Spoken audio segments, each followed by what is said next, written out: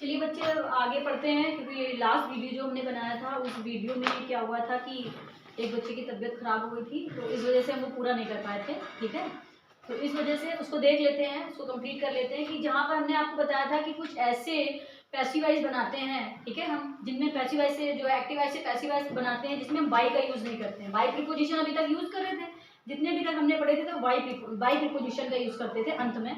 ठीक है, तो अब हम बाई प्रीपोजिशन की जगह पर कुछ वर्ड्स यूज करेंगे जो 10th क्लास में बहुत पूछे जाते हैं। ठीक है, तो जैसे एट का यूज करते हैं किन किन वर्ड के बाद, और विथ का यूज करते हैं, ये आपके प्रीपोजिशन में भी यूज करेंगे। ठीक है, ये हेल्प होंगे आपको प्रीपोजिशन में भी।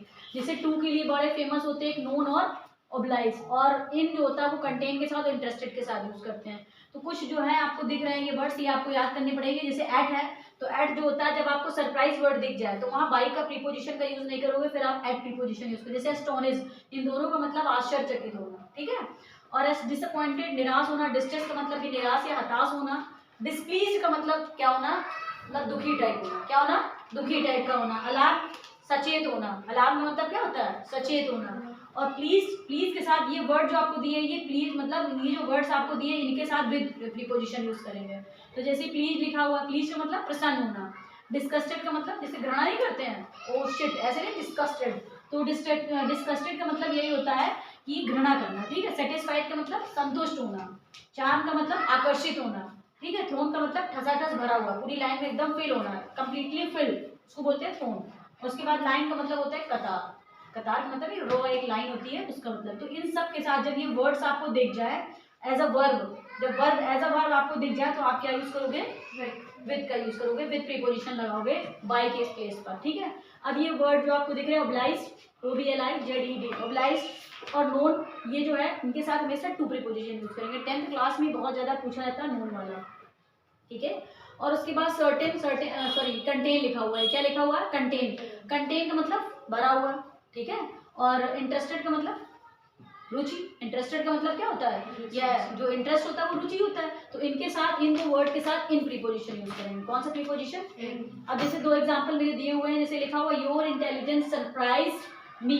Your intelligence surprise me. अब ये सेंटेंस आपको बनाना है, यहाँ पर क्या है, ये सरप्राइज लिखा हुआ है, देखो क्या लिखा है, सरप्राइज। और मैंने कहा सरप्राइज लिखा हुआ है, इसके साथ बेटा आपको क्या लगाना है, एट प्रीपोजिशन। क्या लगाना है, एट प्रीपोजिशन लगाना। तो जैसे ये सेंटेंस है योर इंटेलिजेंट, क्या है, योर इंटेलिजेंस, ये आपका पूरा सब्जेक्ट है। क्या है, ये पूरा सब्जेक्ट। सरप्राइज का मतलब आश्चर्यचकित करता है। ठीक है, ये वर्ब हो गई, और ये जो मी लिखा हुआ है लास्ट में, ये आपका क्या हो गया, ऑब्जेक्ट। क्या हो गया, ये ऑब्जेक्ट। तो भैया सरप्राइज लिखा है, वर्ब सरप्राइज वर्ब की सेकंड फॉर्म पास्ट इंडेफिनिट, और पास्ट इंडेफिनिट एक कदम आगे की हेल्पिंग वर्ब मतलब वॉज वर्ब। क्या लेंगे, वॉज वर्ब। तो आई के साथ यहाँ पर क्या हो जाएगा, वॉज।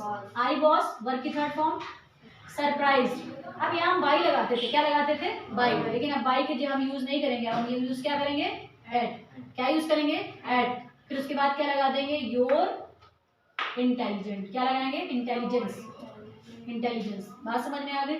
इसी तरीके से आपको इंटेलिजेंस, ठीक है, तुम्हारी बुद्धि से, या तुम्हारे जो इंटेलिजेंस है, तुम्हारे जो ज्ञान है उससे, इंटेलिजेंस मतलब तुम्हारे ज्ञान से, बुद्धि से। ठीक, तो ये इस तरीके से बन गया। लेकिन आपको करना क्या था, सेम वही तरीका है, बस हमने बाई की जगह क्या किया है, एट प्रीपोजिशन। कौन सा प्रीपोजिशन यूज किया है, ऐसे। जैसे दूसरा एग्जांपल ले लो, हिज सक्सेस एस्टोनिश अस। उसकी जो सफलता है, एस्टोनिश का मतलब मुझे आश्चर्यचकित, जो है हम सबको आश्चर्यचकित करती है। उसकी सफलता मुझे क्या करती है, या हम सबको आश्चर्यचकित करती है। अस लिखा, अस को उठाएंगे, अस को यहाँ पर क्या बनाएंगे, वी। ईडी फॉर्म लगाया, पास्ट इंडेफिनिट है, और एक कदम आगे की helping verb was verb. V के अकॉर्डिंग वर्ब, वी के अकॉर्डिंग क्या लगाएंगे, वर्ब। उसके बाद क्या हो जाएगा, third form astonished by his success. बात समझ में आ गई। तो इस तरीके से जो होते हैं एट वाले आप देख चुके हैं। ठीक है, बात समझ में आया। अब जैसे यहाँ पर एक सेंटेंस लिखा है, योर बिहेवियर, योर बिहेवियर। ठीक है, योर बिहेवियर प्लीज्ड मी। क्या लिखा है,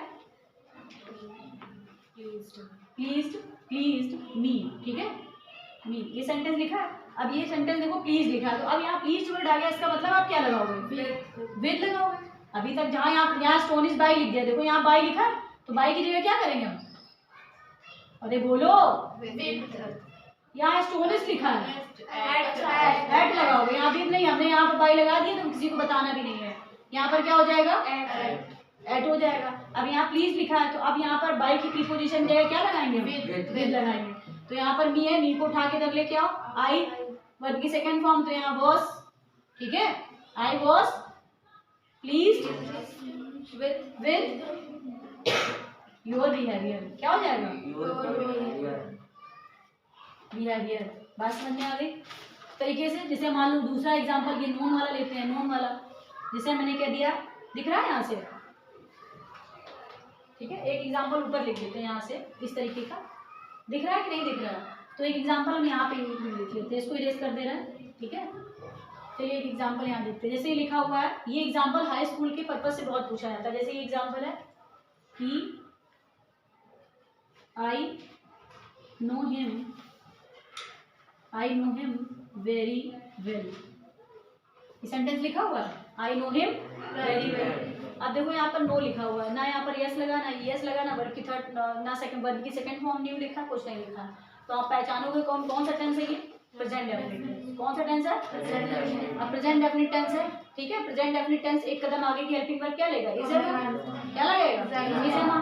तो देखो यहाँ पर हम ये भूल जाओ, वेरी वेल थोड़ी देर के लिए भूल जाओ, यहाँ सब्जेक्ट, ये वर्ब और ये ऑब्जेक्ट, हिम को उठा लिया, यहाँ पर क्या हो जाएगा, ही, और ही के साथ क्या हो जाएगा, इज, वर्ब की थर्ड फॉर्म नोन, ठीक है। बाई नहीं लगाएंगे, अब क्या लगाना है, टू, नोन टू मी। उसके बाद जो हमारा बचा कुचा कचरा वो लगा दिया, वेरी वेल। बात समझ में आ गई।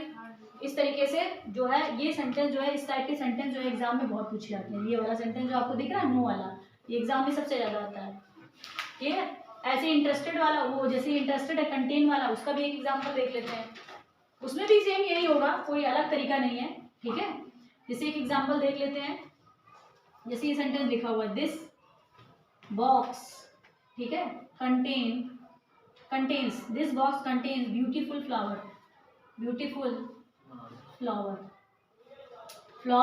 ठीक है। बात समझ में आ गई।